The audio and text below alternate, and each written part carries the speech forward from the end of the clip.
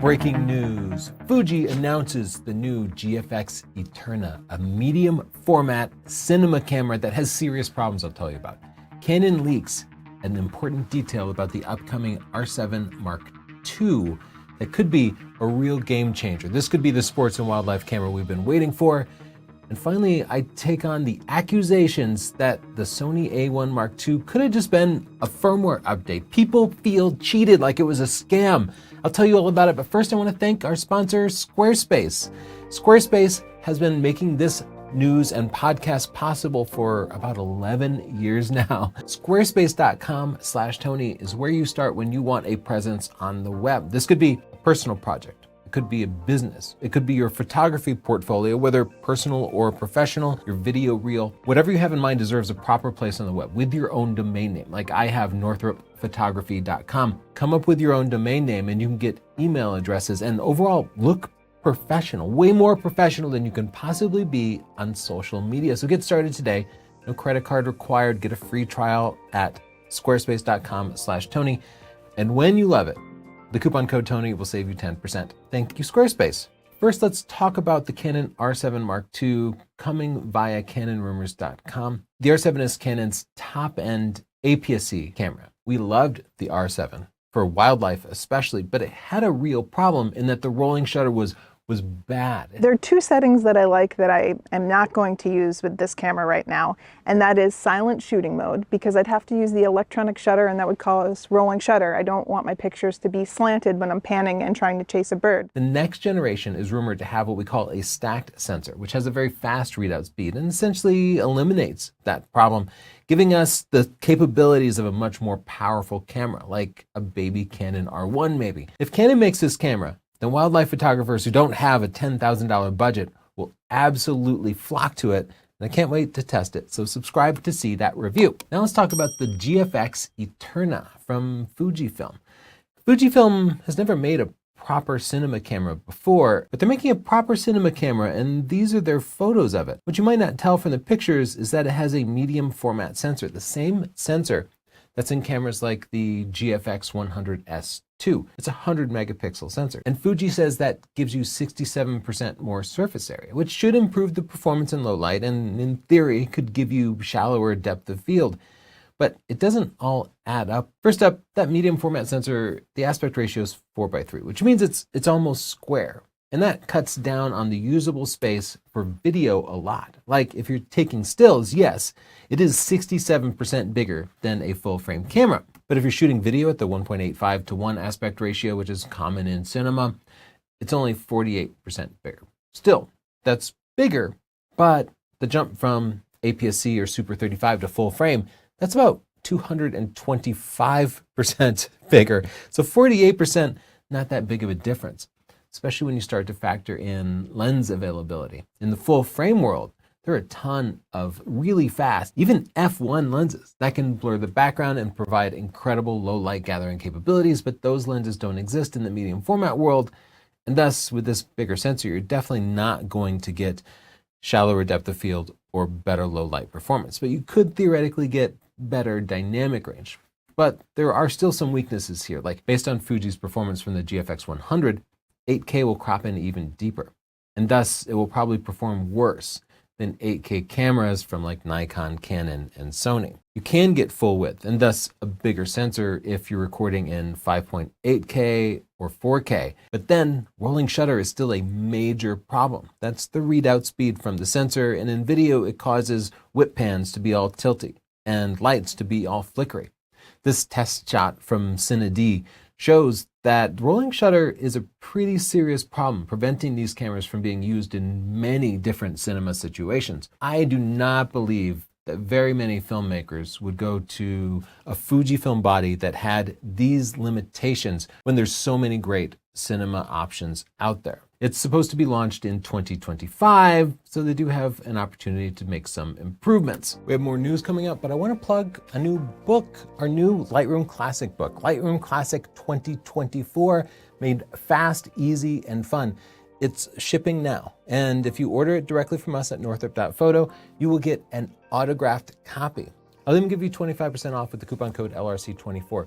But great news, if you bought an earlier edition of our Lightroom Classic book, you can get this completely free. Just log in to northrup.photo, click the account page, and you'll see it there, because we've been giving free updates to loyal readers like you. We're not just the authors, we're the publishers too. We own every part of this. I wrote it, I designed the layout, we had it printed here in the United States and then shipped to our house. And I literally just have boxes in the closet. So when you order it from northrup.photo, I personally put this into a little envelope and ship it off to you. This is literally a mom and pop business. So support us and learn Lightroom the right way. Don't bounce from one YouTube video to another, but get structured learning with a book, 40 short videos that you can watch to teach individual tasks, and 80 sample images that you can work alongside me with to develop your editing skills and really take your photography to the next level. Now, let's talk about the Sony A1 Mark II, which launched just this past week in New York City. Sony brought us out there. We shot the Colts versus the Jets, and before then, we spent a couple of weeks with it. We took it on vacation to Norway, got amazing pictures, went to a zoo and shot wildlife, and we're pretty blown away with it. It's amazing. And especially for things like wildlife, both Chelsea and I will be upgrading from the A1 to the A1 Mark II, and yeah, we'll be paying for that out of pocket, but many of you are really pissed about it. So let's read some comments. Kevin says, my A1 was treated like a red-headed stepchild by Sony. You will not be different if you buy this. No reason for this, with what could have been covered in a firmware update other than greed. Great John says, as an A1 user, buyer beware with this one. Watch the A7 V come out next year with new features that won't come to the A1 Mark II. Sony just doesn't support their cameras well with updates after release. Q says, is Sony trying to charge us thousands for what amounts to little more than a firmware upgrade? First, this mentality that Sony didn't give you firmware updates for the A1 is completely wrong. Remember back 3 or 4 years ago when the A1 was launched, our initial test had it underperforming the existing Canon R5. As we got close, the Sony Alpha 1 pretty consistently missed focus on the eyes. By contrast, the R5 got almost every single close-up shot in focus, even when distractions were in place, like hands in front of the face.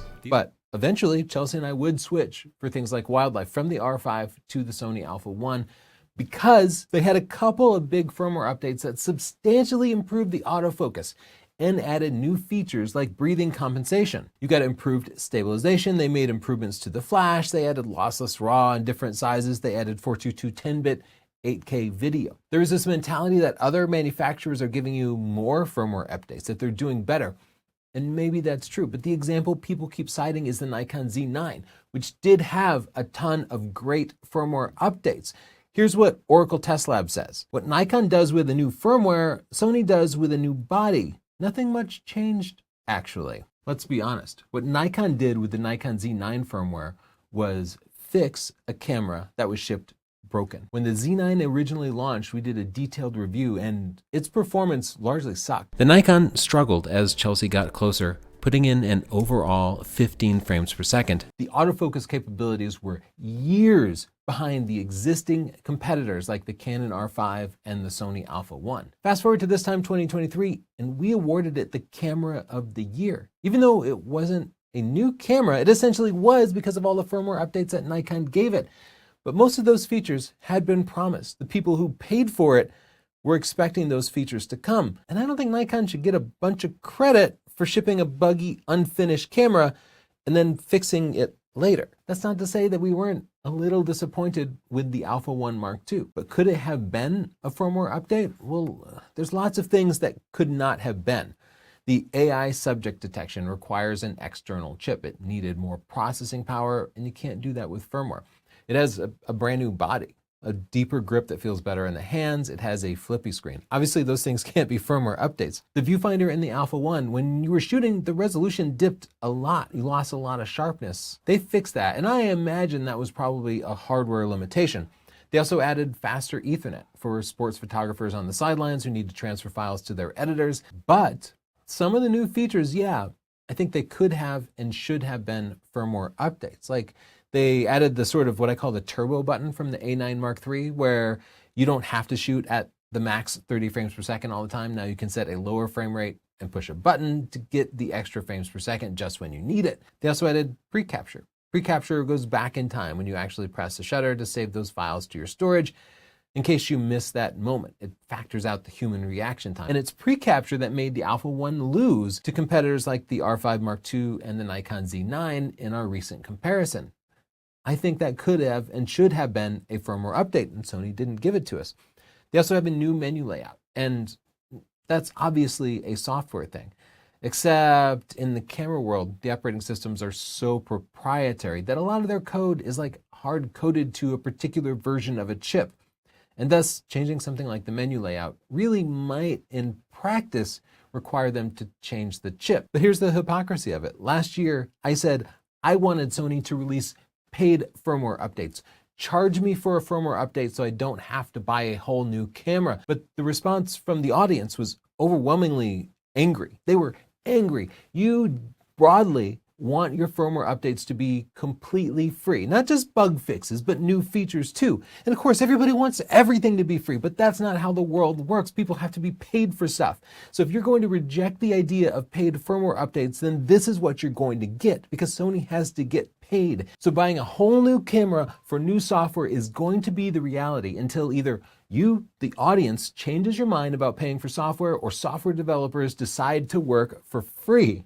In the comments down below, tell me what you think. Are you happy with the Sony A1 changes? Are you interested in that new Canon R7 Mark II or the Fuji Cinema camera? Don't forget to subscribe for lots of new updates, and check out our sponsor, Squarespace. Start at squarespace.com/Tony, and you can set up a real website, not social media, which is filled with ads, like literally ads for your competitor.